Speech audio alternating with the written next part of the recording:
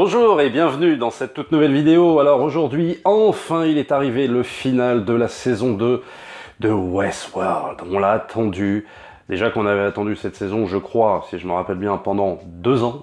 2 ans de développement, 2 ans d'écriture, 2 ans de réal, enfin bon bref.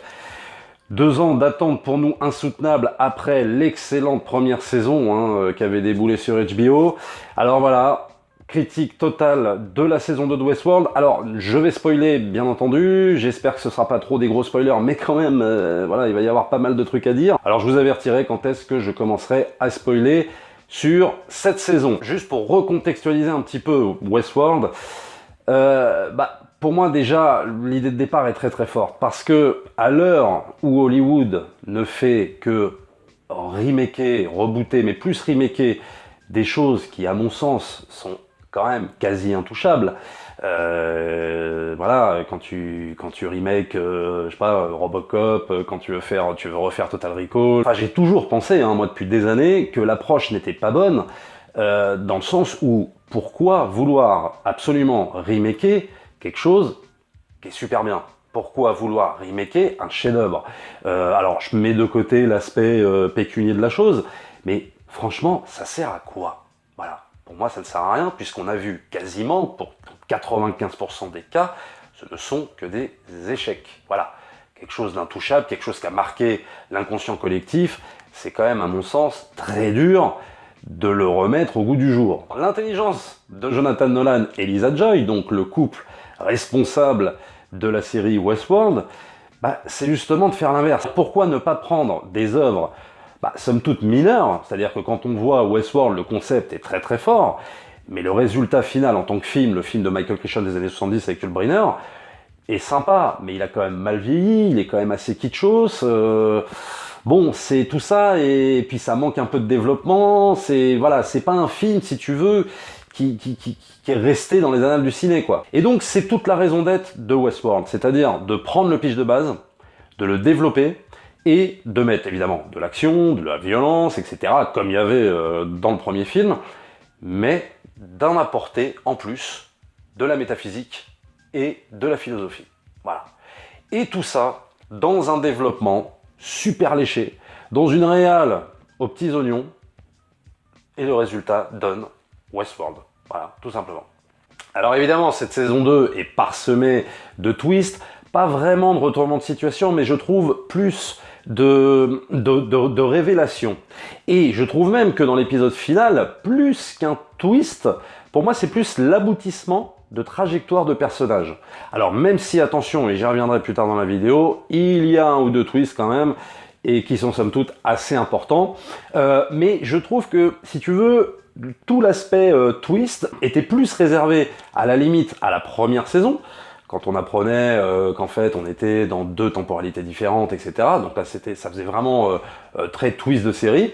Là, je trouve que ils abordent les choses de manière différente, en fait, parce qu'ils font évoluer véritablement leur intrigue et leurs personnages. Voilà. Mais j'y reviendrai à la fin quand même, il y a des petits trucs à dire sur notamment un ou deux twists. Alors évidemment, cette saison 2 de Westworld continue un petit peu avec les thèmes abordés dans la première saison, à savoir que tout se déroule un petit peu comme une course à la cupidité, une course à l'individualisme, une course au savoir aussi. C'est un peu ça Westworld, c'est-à-dire que chaque faction, puisque la série représente plusieurs points de vue, plusieurs personnages, chaque personnage ayant leur but à atteindre, Westworld continue à enrichir ces thèmes-là. Et il y a évidemment un personnage dont finalement on ne parle pas, mais qui pour moi vraiment est un personnage à part entière dans cette série, c'est le parc lui-même. Voilà, le parc qui est ce catalyseur total d'émotions, le catalyseur des instincts humains, et des instincts robotiques aussi, qui veulent devenir humains. On continue à explorer les thèmes chers à Michael Crichton, qu'il avait même exploité dans Jurassic Park, c'est la base de Jurassic Park, c'est-à-dire la créature de Frankenstein, en quelque sorte. Comment, quand tu crées quelque chose, comment tu gères la façon dont elle va t'échapper. Et c'est en gros ce que nous raconte cette saison 2, puisque dans cette saison 2, c'est la véritable révolte de ce qu'on appelle les hôtes, en gros les robots quoi, ils vont vouloir se rebeller, vouloir changer les choses, notamment à travers le personnage de Dolores, qui à mon sens c'est peut-être finalement continue à être pour moi le plus intéressant de la série, vu l'évolution, vu d'où elle part. Je veux dire, dans la première saison, elle était quand même, oui, la petite... elle était un peu dépeinte comme la petite innocente et tout. Là, elle devient super badass. Enfin, je veux dire, c'est elle qui emmène. C'est elle qui emmène cette révolte. Le personnage de Dolores est représenté comme une sorte de Che Guevara lucide sur la condition des autres. Et elle va emmener, elle va vouloir réduire à néant toute humanité. Voilà. Et là-dessus, c'est vrai que pour moi, c'est le personnage le plus intéressant. Et encore plus intéressant quand on voit le final. Le final dure 1h30 et petit avertissement, restez même après le générique puisqu'il y a une scène post-générique. Voilà, et on en parlera juste après la vidéo. Et une scène post-générique qui ouvre sur une saison 3 et pas des moindres. Alors dans cette saison 2, nous allons continuer à explorer le monde du Far West, bien évidemment, parce que c'était la base de la série. Nous allons enfin découvrir un autre monde, celui du monde japonais. Alors ça, c'est un épisode énormissime, avec un emploi de la musique, de la mise en scène, la façon dont ils mettent en scène les choses, c'est juste incroyable. On est complètement immergé dans ce nouveau monde au sein du même parc. Voilà. Et c'est il y a à peu près 2-3 épisodes sur le monde japonais, le monde féodal, quoi. Et il est vraiment super bien retranscrit. Ça, c'est vraiment une des réussites. Donc voilà, c'est tout ce que je pouvais dire sans spoiler sur la saison 2. Bon, maintenant, attention, je vais spoiler. Donc, sur le personnage de Dolores, qui pour moi, évidemment, a la trajectoire la plus intéressante, et surtout quand on voit le final. Alors, c'est un final dantesque, c'est un final avec une émotion énorme, avec une mise en scène incroyable. Ils ont tout foutu dans ce final. Alors, c'est pas que dans les autres épisodes, on s'ennuie, loin de là. Toute la saison tient très très bien la route. Mais alors dans ce final, ils nous ont tout réservé. Ils ont réservé toutes les grosses surprises. Ils nous ont réservé le concept de la porte, etc. Ce qui advient des autres. Enfin bon, bref, je vais y venir. Mais pour revenir un petit peu sur Dolores, alors bon, évidemment, le personnage pour moi a cette trajectoire la plus intéressante. C'est un personnage qui non pas veut devenir humain, mais veut annihiler toute forme d'humanité. Elle ne supporte pas le destin et la condition qu'on lui a donnée.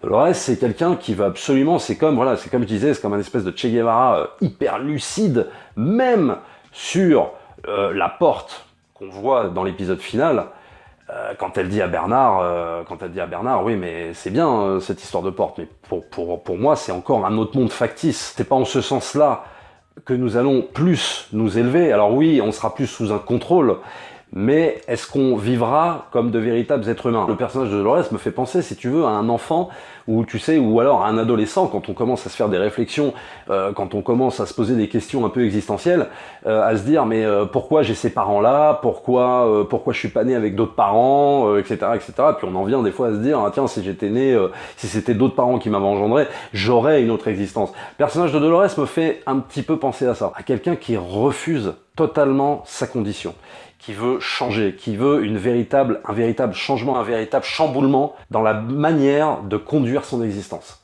Et c'est en ce sens que je trouve le personnage vraiment, pour moi, merveilleux, et même limite qui me touche, quoi. C'est un personnage vraiment qui me touche. Donc pour revenir sur cette fameuse forge et cette fameuse porte, la forge donc qui est comme un espèce de laboratoire, et la porte qui va donc ouvrir cette fissure au beau milieu du parc, où les autres vont pouvoir migrer, les autres vont pouvoir partir. C'est très intéressant parce qu'il y a effectivement une connotation religieuse encore là-dedans. C'est comme moi ça m'a fait penser, quand je voyais l'image, ça me fait penser, tu sais, un espèce d'arche de Noé, ou un jardin d'Éden, quoi. Ils vont se retrouver là-dedans.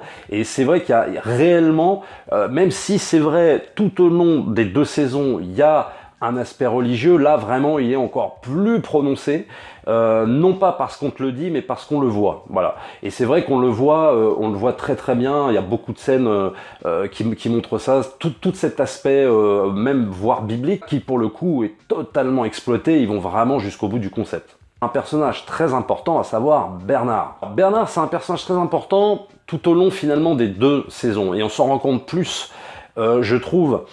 Et je trouve qu'on s'en rend plus compte dans la 2e saison, du fait qu'on a vraiment l'impression là qu'on voit la série, nous en tant que spectateurs, à travers ses yeux à lui, C'est un personnage, Bernard, qui se cherche en permanence. C'est là où le personnage est génial. Même si on sait qu'il est un hôte, mais est-ce qu'il est du côté des hôtes? Est-ce qu'il est du côté des humains? Et tout ça fait que c'est un personnage avec lequel on va vraiment s'identifier, nous, en tant que spectateurs. Moi, je l'ai vraiment vu comme ça.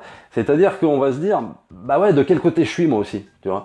C'est-à-dire que, est-ce que je prends parti pour les autres? Oui, ils ont raison de faire cette révolte. Oui, ils ont raison, voilà. Mais en même temps, bah ouais, mais il y a des humains. Il y a tout un système de remise en question et de questionnement permanent qui fait que Bernard adopte vraiment, lui, le regard général sur toute la série. Et un peu comme nous, avec notre œil, quand on regarde le show, pareil, nous, on a un œil général. Et c'est difficile d'avoir un avis tranché, en fait. On a plus envie d'avoir un avis nuancé sur la question. Est-ce qu'on est pour les autres? Est-ce qu'on est pour les humains? Qu'est-ce qu'on peut penser de William? Etc., etc. Et en fait, tout ce questionnement fait partie du cheminement de Bernard. Et c'est là où le personnage est vraiment très très bien écrit. Il stoppe le plan de Dolores, mais finalement pas tant que ça, puisqu'en vérité, on apprend un petit peu plus tard, et ça c'est vrai que c'est quand même une grosse révélation, mais peut-être, oui c'est un twist, mais moi je le vois plus comme un aboutissement, comme je disais au début, vraiment comme un aboutissement de personnage, de trajectoire de personnage. C'est-à-dire que Dolores, en gros, revit, il la tue, mais elle revit dans un autre corps, donc dans le corps de Charlotte, et voilà. Donc ça c'est... Par contre, c'est vrai que ça constitue quand même un gros twist, que Dolores arrive à fuir en embarquant des copies d'hôtes. Toute cette révélation Charlotte, Dolores, Charlotte, c'est super bien amené et c'est vrai qu'on s'y attend pas vraiment. Ça fait partie vraiment du gros morceau du final de cette saison 2. Charlotte n'est autre que Dolores et tout le final, même la scène finale avant la scène post-générique, la scène finale va nous emmener dans la réalité.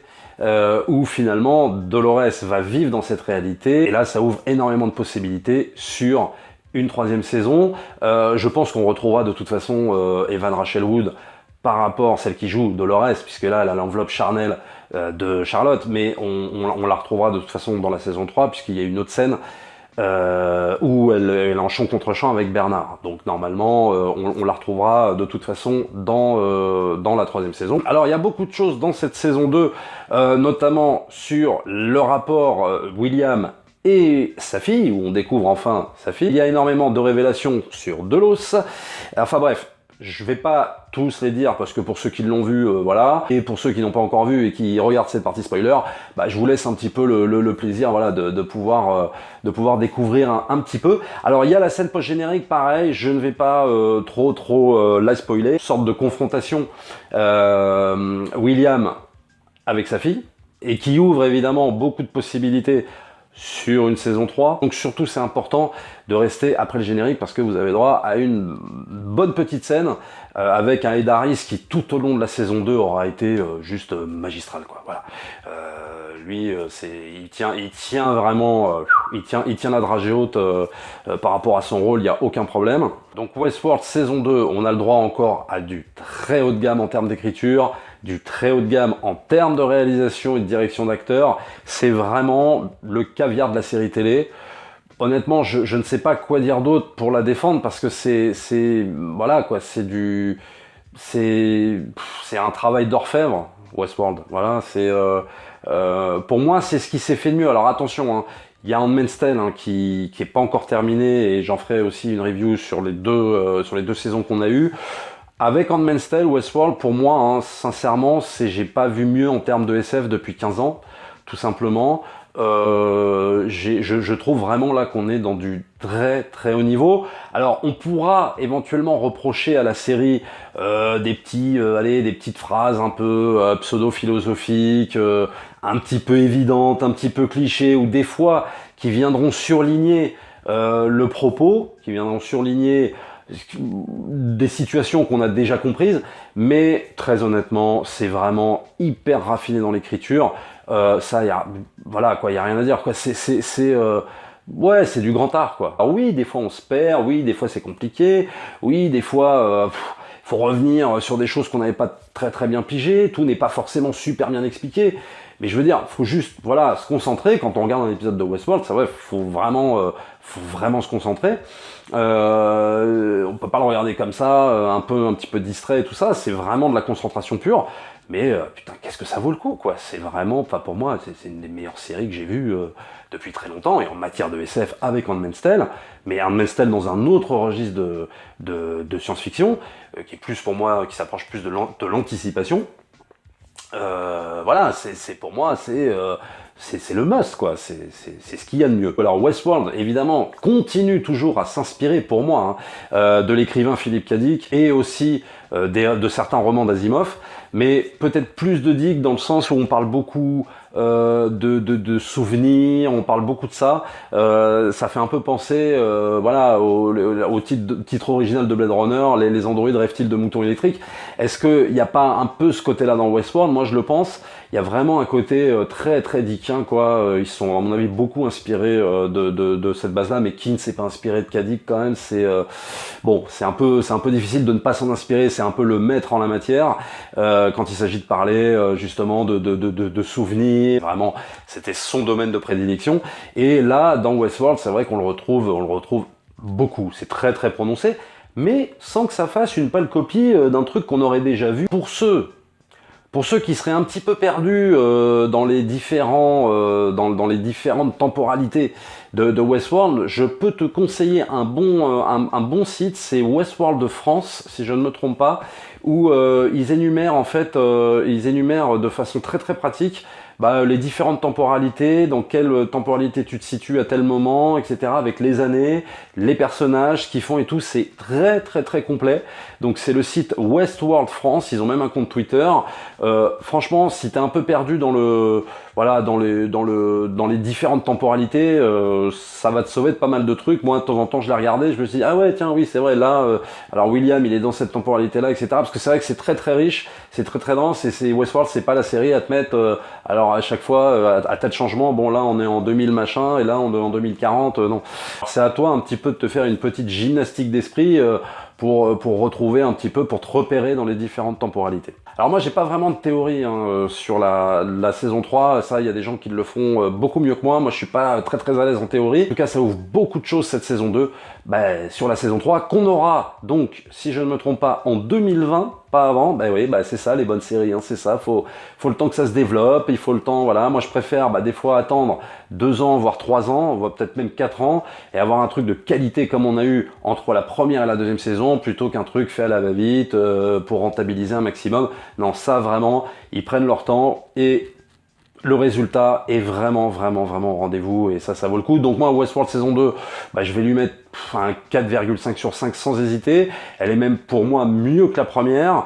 Voilà quoi. Donc si vous n'avez pas encore vu ça, faut se précipiter. C'est diffusé sur OCS, sur la plateforme OCS. Donc franchement, ne ratez pas ça.